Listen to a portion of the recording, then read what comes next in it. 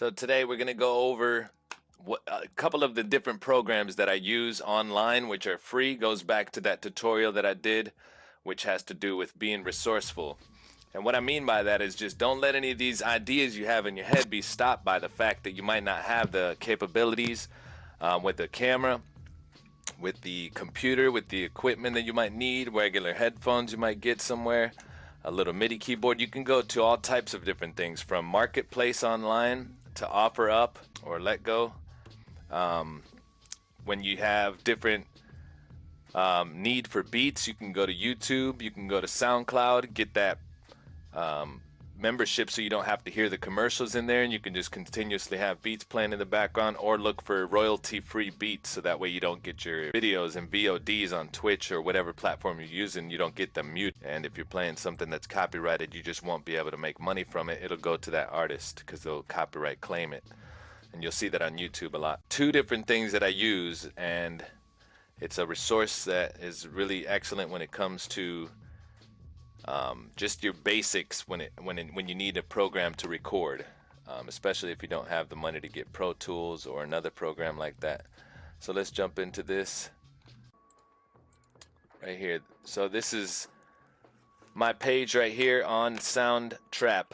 You have your basics. You're going to sign up with your Google account, or you can make a completely new one, and you have the ability to sign in, have your account specified with everything that you want to post, your basic information, of course, personal pictures, tags, sound bites, invite friends. But now you can upgrade for a certain amount of money, which gives you more effects, more plugins, more of just everything. So it's a little limited, but that's just like with any basic account. But what I use it for is to chop up audio, to make a quick MP3 of something, to record some basic information or ideas with a vocal using a headset like this, or just your basic mic, nothing fancy. And that's just so I can hear an idea back for myself. So what I'm giving you is a tool to record and have at your fingertips, like Pro Tools. So when you pick one of these accounts, you can listen to it, of course. Let's pause this. And then you can go into the studio itself. You can add people here if you want to bring somebody on the project. But you jump into the studio, and on here, it gives you the ability to add channels. So right here, this is the one I was working on recently.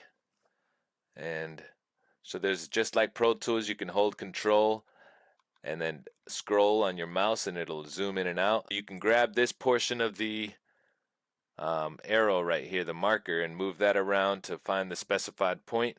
You have to click the wave that you want to work on, whether it's this or this or this, and then there's different shortcuts like Control E, and then if you click on this, Control E will slice it, Control Z to bring it back. There is these different parameters on the side.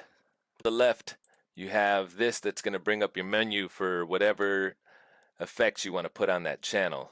There's the presets right here, which you can go through under voice, and there's like 16 or so, I'd say, and they all come with these different plugins, or almost like stomp boxes, where each one does its own specified effect. Like this has a brighter, a stereo chorus, and a compressor, and that's just a one-turn compression knob. You don't need to know how to use the effects.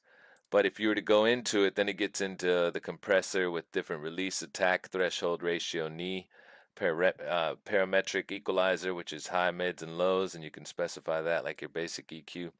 The tone is the same difference, but just with more of an automatic of one button effect. The reverb gives you a little more depth. Pan to go to the left and right, and then the volume. And I'm telling you this for people that might not know about music. I do music, so I understand a lot of this terminology, but if you don't, this is just your basics, all the way down to the basics. And this is why I'm giving it to you, because you're not going to need to get into the depths of a Pro Tools program and buy a whole program just for that. So this is a great tool. Down here at the bottom, which I'd have to move this.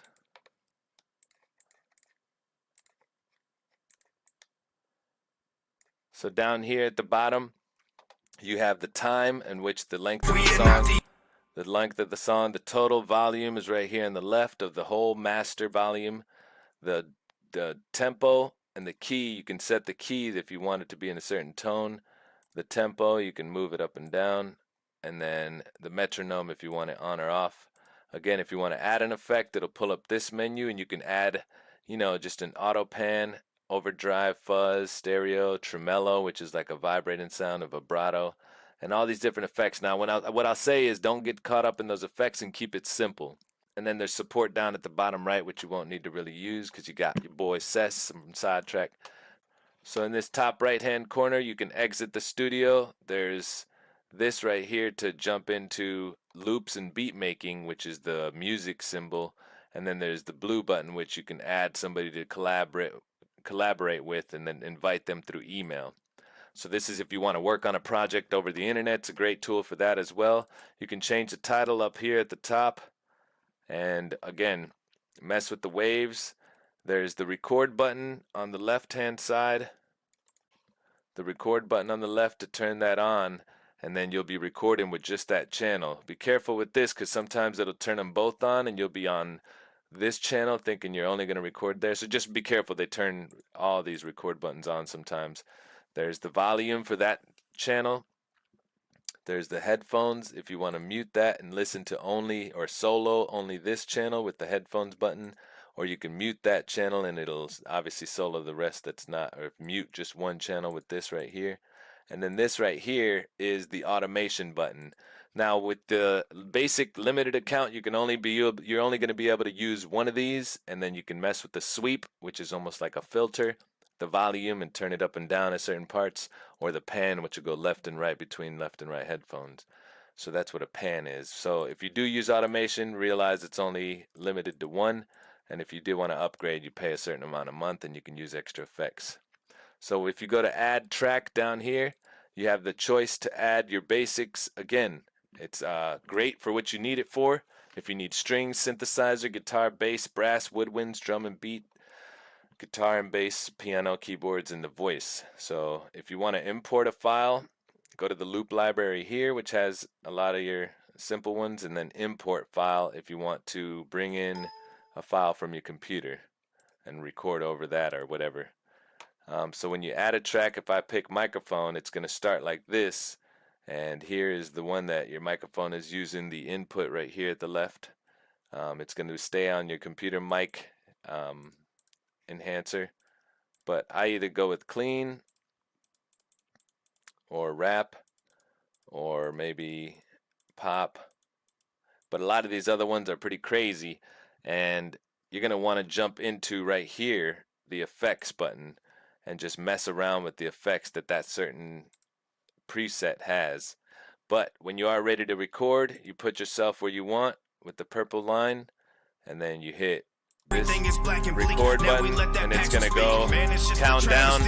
Alright, so then I just recorded that. You're gonna see that populate right here. Then you can zoom all the way in and it'll give you the details for, oops, just be careful when you're holding control and you're zooming. If you're not in the right spot, it'll zoom in the whole window. But what you're trying to do is just zoom into that bar, so make sure you just sort of click it to specify where you're at. So when you hold control and you scroll on your mouse, it'll zoom in all the way to the wave, and it'll allow you to chop up if you're trying to cut a wave perfectly. Remember to be up here to move it, bring it right to that line of where that wave starts, hit Control E, and you'll cut it. And then you can just, move it and line it up perfectly. Now what I'll tell you too is right here is the magnet button that'll magnetize to the bar count that you're using, the measurements. So be careful of having this on, because then if you turn that off, then you'll be able to slide it, which is called slipping it, and that's more precise. The settings are right here. If you want to change the bar measurement size, the time signature, the ruler of how it's counted between time, seconds, or bars. And then this one right here is cycle mode on, so it'll loop as soon as the bar or wave is finished, and it would reset right there at the end of this loop if this mode was on right here, the cycle mode. Another thing is all the way to the left hand side, there's this thing right here, which you can move, and it's the loop just the same as this cycle button, but with more of a specific area. So you click this to turn it purple, move this to the exact spot you want to loop, and that's where it'll start and loop that. And then you just click it while it's not playing, click it to turn it off if you don't want to use that. So as you can see, I have this. You can highlight the area with the mouse and then hit delete, or like I said, move this and then chop and loop and whatnot, slice. But that's about it for all these different things. Remember, you'll start recording, put it where you want it, and then it'll take where you want it. Now the only thing is you can't slide bars up and down between channels. You're gonna have to copy and paste and then just move it exactly where it was at just then. Alright, so if you did have any of that information that went over your head, just hit the pause button on certain parts and then try to just absorb what I say, because it's real basic. You're not going to really need to know much else besides that. Make sure you name your title, so that way everything's saved correctly and you won't have to look for it later and all the other files. Make sure you're saving in case you crash or whatnot. Up here you can't see it, but there's an undo button and a redo button, so make sure you use those if you make mistakes. Again, file, you can save, export. With the basic mode, it's only going to allow you to export MP3. If you want to export a better sounding and bigger file, it's going to be WAV, and that's going to be the paid membership. If you want to share the project, I think you can do that for somebody who wants to come in, and you just invite them with the link. And then as well, if you just want a bar that you chopped up right here, say I just wanted these 2 vocals, you go to these 3 dots on every channel and then export this track only, and it'll export just that one. But make sure you're lined up because it's going to export everything from the beginning all the way to that point. So besides that though, I'm going to go over another part of this on the second thing that I use, and then we'll do that on part 2. But alright guys, thank you guys for watching, and then go check out part 2 of this video.